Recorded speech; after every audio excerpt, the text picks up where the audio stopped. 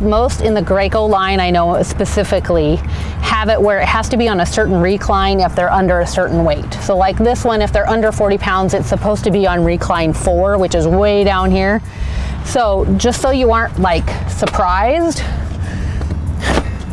when you install it like that, you're gonna have this huge gap behind the seat. Like I can slide my hand back there.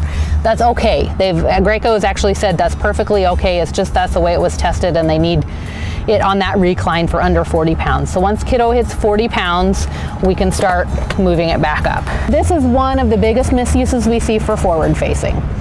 This strap, a lot of people ask, especially when they're rear facing, they're like, what do I do with this thing? Because all it does is it hangs there and it gets in the way. Rear facing, you just want to leave it stowed. You want to keep it on its little storage post over here and just let it be. It's not going to hurt anything. It's just going to have to hang. Forward facing is when it's important. And forward facing, this is our top tether strap. Different vehicles are going to have different ways of routing the tether. This one has, I can't move the headrest. They stay here. They don't move up and down or anything. Those that do move up and down, typically you'll want to thread it under the headrest and attach it to the tether behind. Those that don't move, it will usually just go right over top. So we have our tether in there. You want to make sure you stow this somewhere, either behind the headrest, behind the seat, whatever works. Make sure that's tight. Tether doesn't have to be as tight as the seat belt or the lower anchors. The big thing is you just want to make sure that you pull all the slack out. So there's a little bit of room here to move. That's okay.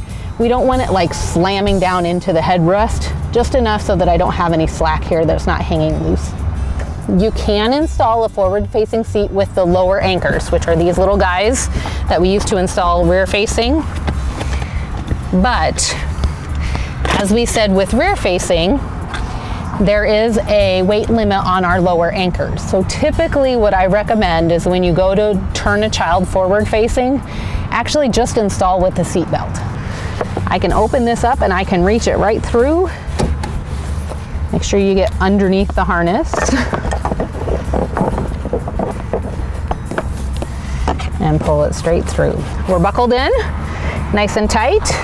I'm gonna pull this out till it stops and ratchets back in. Okay, so I'm reaching in the seat again. We can either do it from the side here like we did for rear facing, or we can just pull it tight from the inside. So I'm pulling my weight into it this way, and then sliding it back in, and we are not moving anywhere.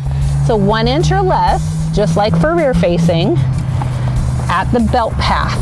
That being said, sometimes you're gonna get some wiggle up front here. That's okay.